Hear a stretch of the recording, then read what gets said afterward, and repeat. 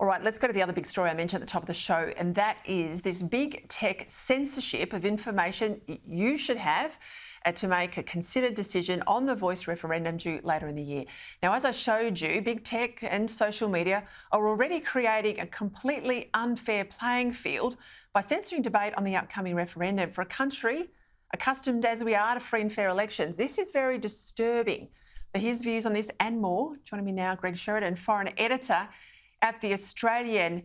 Greg, this has got the faint smell of American politicking. We've heard all the allegations there, obviously, about big tech involved in their congressional elections, their presidential elections as well. But in the case of The Voice, and I played a couple of examples at the top of my show, what I would regard as information advertisements from the No campaign are being blocked.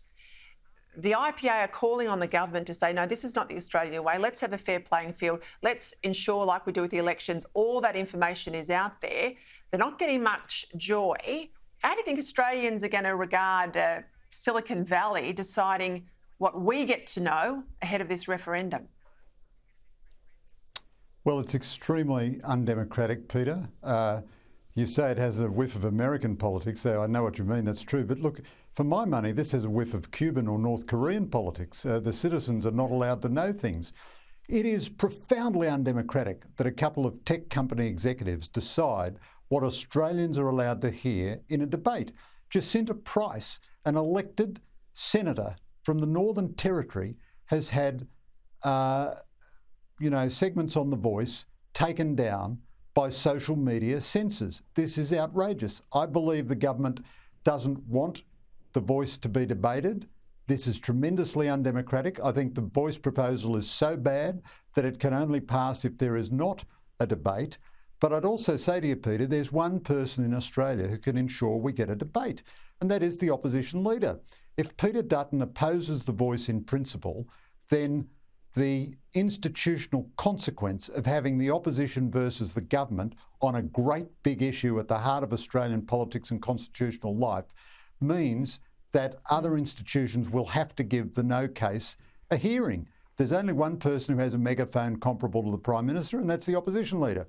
If the opposition squibs this by weaseling out of taking a position, we won't get a debate, and this will be tremendously undemocratic. Oh, you're not wrong. He's coming up. I'll ask him that very question in just a moment. Let's go to the issue of Christianity. You've written beautifully about it in the past. The latest book, Christians and the Urgent Case for Jesus in Our World. Have a look at this clip from The Project on Channel 10 last night. So I think it's hilarious when someone messages me and says, you have to accept Jesus' love or you will burn in hell, because I love Jesus. I love any man who can get nailed for 3 days straight and come back for more. So imagine if this was about another religion or a cartoon about Muhammad. We know exactly where that debate would lead. But why is Christianity such fair game, Greg? Well, I think that's pathetic on the part of Channel 10, just absolutely pathetic. I've appeared on The Project quite often. I've got a lot of respect for the people on it, Waleed Ali and so on, disagree with his views. On religion, he's often tremendously sensible and sensitive. You're quite right. If people spoke about Muhammad that way, Channel 10 would get burnt down. That'd be a terrible thing. But, and if they lampooned a non-Christian religion in that way, there'd be outcries from, the non-discrimination commissars and so forth. Millions of Australians believe that Jesus is the Son of God and a divine saviour of humanity. I don't believe that guy gets any text saying embrace the love of Jesus or burn in hell. I don't believe any Christian says that to him. But even if he does, that's no justification for holding millions of Australians' most sacred belief in utter contempt.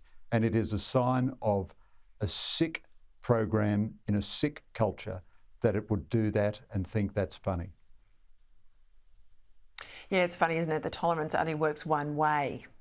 Let's go to the UK. Brexit. We heard this week, obviously, there's been that meeting between the UK Prime Minister and the European Union. This new Windsor framework, we're told, will allow Northern Ireland to exist simultaneously within the UK customs zone and the EU single market.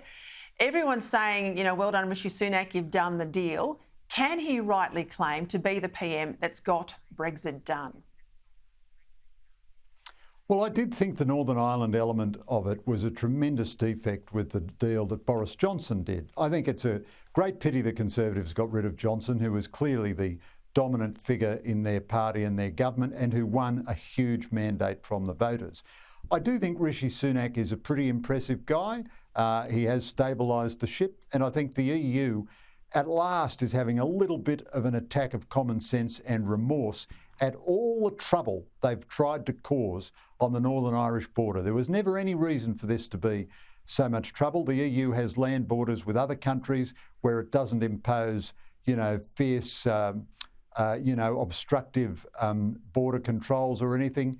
And the EU was almost begging for sectarian violence to break out in Northern Ireland to vindicate the wickedness of Brexit.